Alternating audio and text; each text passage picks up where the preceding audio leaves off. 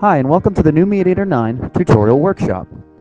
We're going to be creating a project today using the new MEDIATOR 9. We're going to be covering 3 basic steps, and this first portion of the video is going to show you some of the basic interface elements and how to get started creating a new project.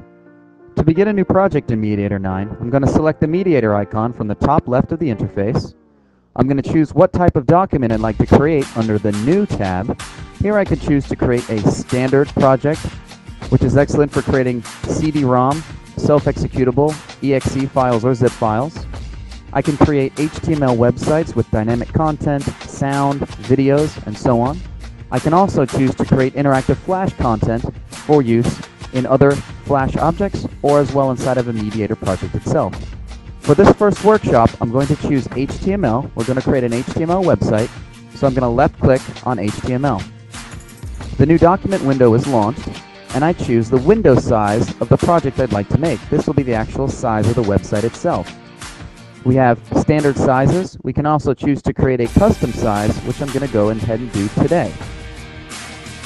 I'm going to choose custom and select 660 by 440.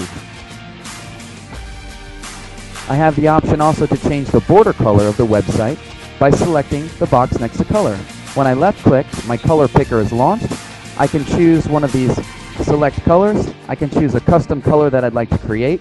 In this case, I'm going to go ahead and leave it at black, and I choose OK, and I select OK in the new document window. This will launch my initial page. Now that we've seen how to create an initial project inside of MEDIATOR 9, let's talk about the interface elements themselves. You can see the individual tabs across the top. Under the Home tab, we have our basic paste, cut, copy, and duplicate.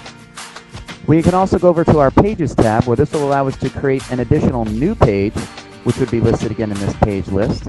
We can delete, rename, or change the page color itself. For instance, page 1, the page color is white. If I chose to change the color, I select color, choose from my color picker, and go ahead and choose OK. Now the page gets the color that I've chosen through the color wheel. Now when we start creating some elements, I will show you and demonstrate how to arrange objects on the interface itself. If I want to select individual objects, we can also choose to select objects, select all objects, or delete an individual object. For this workshop, I'm going to show you how to create a basic object inside of MEDIATOR, and I'm going to choose under the Insert tab, and you see that I can either choose to put a picture into my page, a rectangle, a polygon to create unique shapes, a drawing tool, and we will get to the bump map later. In this case, I'm going to just draw a quick rectangle. As you can see, we've created an object right onto our MEDIATOR interface. We can choose a lot of different features of this object, which I'll get to later in the tutorial. But what I'd like to demonstrate again is some of the additional features that we have inside of the MEDIATOR page. Now if I go back onto the top and I choose the Insert menu again, you can also see that we can create headlines for text, individual text boxes. I can insert videos directly onto the page, animated GIFs, Flash content, individual buttons, animation paths, HTML objects that we've created or that we've taken from other websites, and also input fields, which we will get to later in the tutorial. Under the page, you can see again we can create new pages, rename, change the color, or affect the properties of that page. Interactivity is something that we'll demonstrate in a later video. This will make our pages and our objects become interactive. Some more of the advanced features, which we'll not be covering, but we will cover in the advanced tutorials, are variables and so on.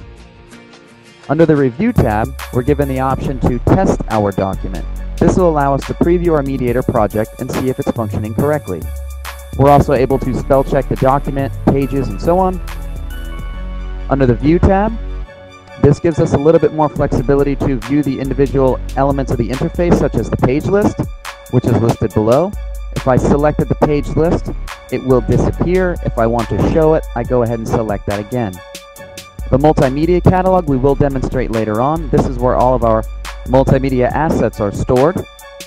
We already talked a little bit about the events and the programming. We also have the flexibility to help with the layout of our design by using our grid, our guides, resizing our document itself. If we go into the format, here we can choose again to affect the object that we've created on the Mediator page itself. Now, as you can see, when I created an object, it showed up in the object list, and as we create additional objects in our Mediator project, you're going to see all the objects listed below in the object list, so it's very easy to navigate and locate what object you're discussing or talking to on the page itself. That concludes the first video of creating a new project inside of Mediator and the discussion of the different elements of the interface of Mediator 9. In our next video, we will create a new HTML website and start building some content and interactivity.